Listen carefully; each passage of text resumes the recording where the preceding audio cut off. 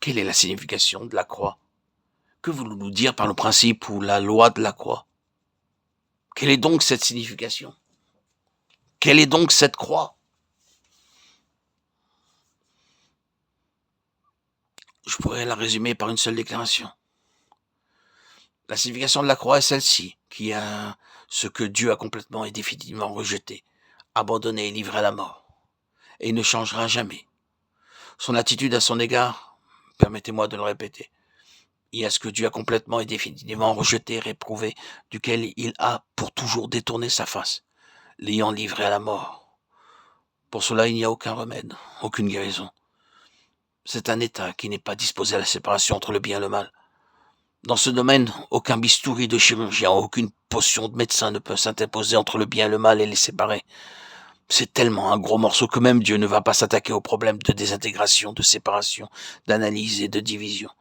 Dieu en a détourné sa face pour toujours afin de ne rien avoir à faire avec cela, jusqu'à ce que vous et moi, nous ayons saisi cela. Nous ne connaissons pas la signification de la croix.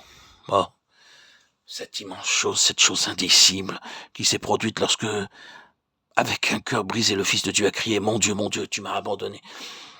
Le Fils même de Dieu, le Fils de l'amour de Dieu, brisa son cœur à ce moment-là, le cri d'un cœur brisé, abandonné de Dieu.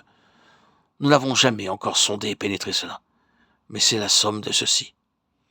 Il y a dans cet univers, dans cette création, ce que Dieu a abandonné, délaissé et livré à la mort, qu'il n'essaie pas de réparer.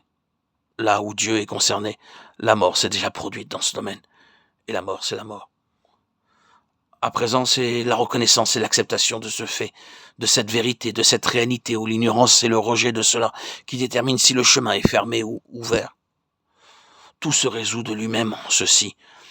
Accepter le fait que la mort a eu lieu et que cette réalité est présente et que nous y appartenons par nature, celle que Dieu a abandonnée. Que nous le reconnaissions, l'acceptions et nous nous y soumettions, ou que nous l'ignorions ou le rejetions, détermine si le chemin est ouvert ou s'il est fermé. Voilà le principe de la croix. C'est très absolu.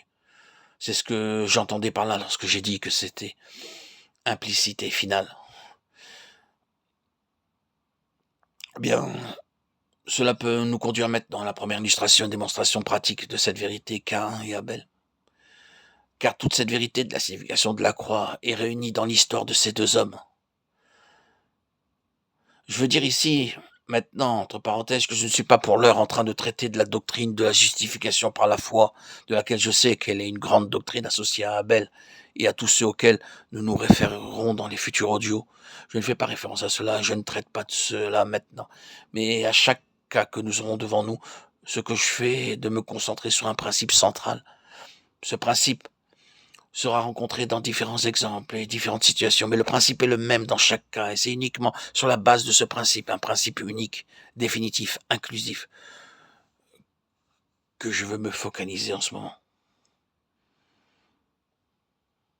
Le principe de la croix.